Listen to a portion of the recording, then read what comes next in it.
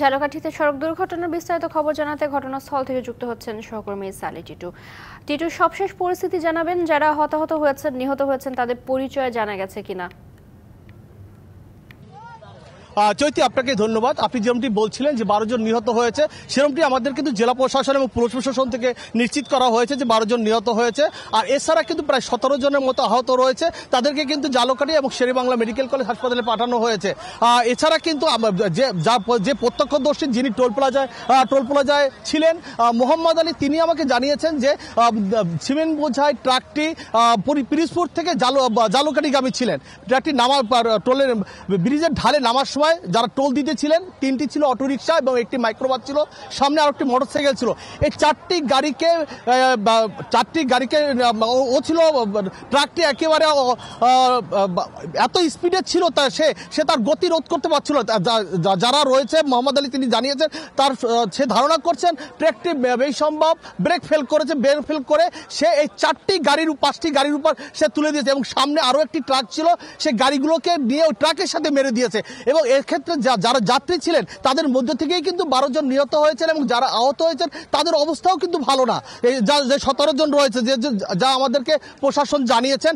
এছাড়া আমরা আরেকটু জানতে পেরেছি যে প্রশাসন এই যে চালক ছিল এবং যাতে হেল্পার ছিল তাদেরকে আটকের চেষ্টা করেছে, ইতিমধ্যে হয়তোবা চালক আটক হয়ে থাকবেন। এছাড়া কিন্তু এখানে যারা রয়েছেন, ফায়ার সার্ভিস রয়েছেন, পুলিশ প্রশাসন রয়েছেন, জেলা প্রশাসন রয়েছেন, এরা কিন্তু রাস্তা ইতিমধ্যে রেকার দিয়ে কিন্তু যে গাড়িগুলো দুর্ঘটনা কবলিত হয়েছে সেইগুলো কিন্তু সরিয়ে রাস্তা পরিষ্কার করছেন। কারণ এইটা একটা হাইওয়ে রাস্তা, খুলনা বরিশালের কিন্তু একটা বড় একটা রাস্তা, এখানে কিন্তু প্রতিদিন 1, 2, 3 ঢাকায় জমি জিতে নিন 100% ক্যাশব্যাক সহ 20 কোটি টাকার পুরস্কার।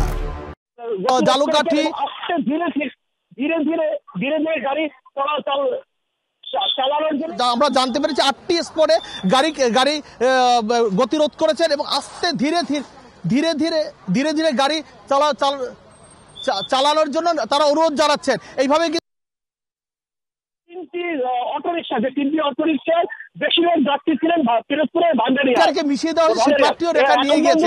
এছাড়া এখানে পড়ে রয়েছে 3টি অটোরিকশা, যে 3টি অটোরিকশার বেশিরভাগ যাত্রী ছিলেন পিরোজপুরের ভান্ডারিয়ার।